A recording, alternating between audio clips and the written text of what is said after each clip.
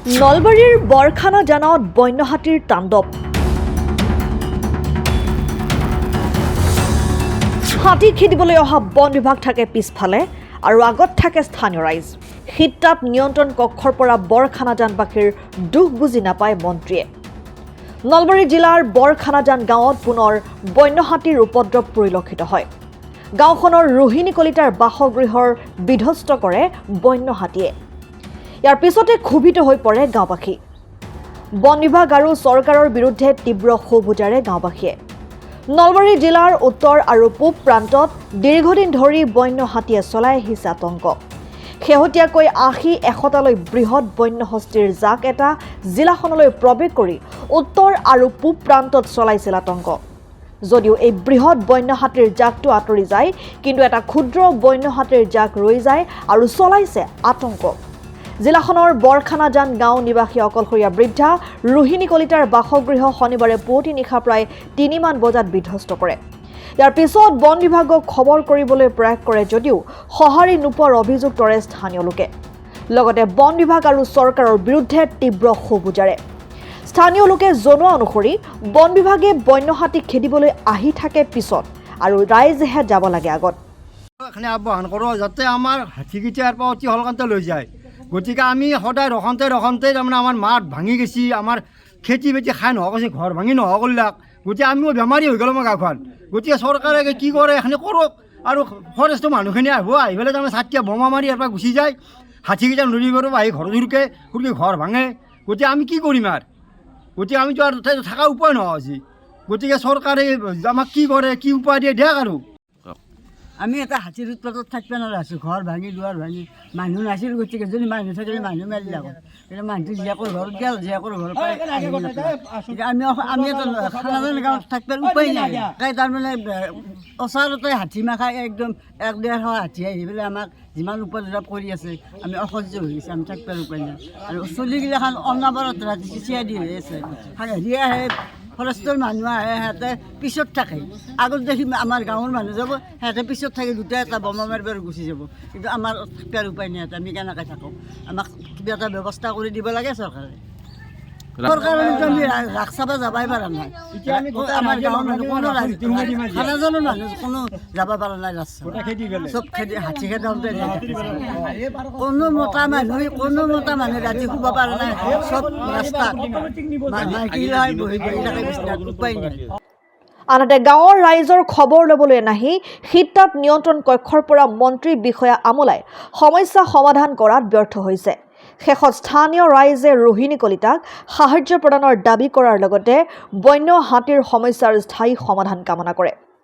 আমি এইটোৱে ক'ব বিচাৰিছোঁ চৰকাৰ মানে আমাৰ এতিয়া যিটো আমি বৰখানাজান গাঁওবাসী, আমি এতিয়া চৰকাৰ ব্যৰ্থ বুলি ক'ব লাগিব। যিজন মিনিষ্টাৰ আছে তেওঁতো ব্যৰ্থ মিনিষ্টাৰ বুলি মই ক'ম গাঁওবাসী হিচাপে। কিয় ক'ম? আজি আমাৰ গাঁও প্ৰধান ইয়াত আছেয়ে।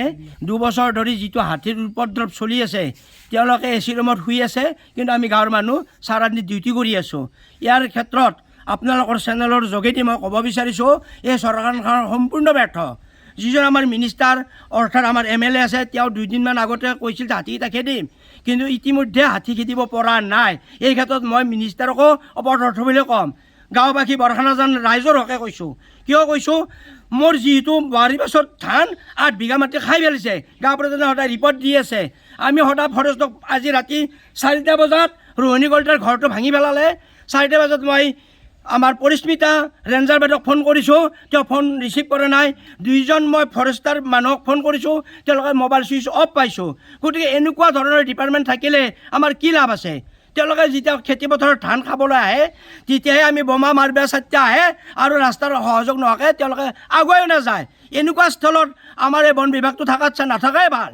যিহেতু চন্দ্ৰমোহন পাটোৱাৰী আমাৰ গৃহ ৰাজ্যৰ আমাৰ নিজৰ, তেখেতে এটা পদক্ষেপ কিয় লোৱা নাই?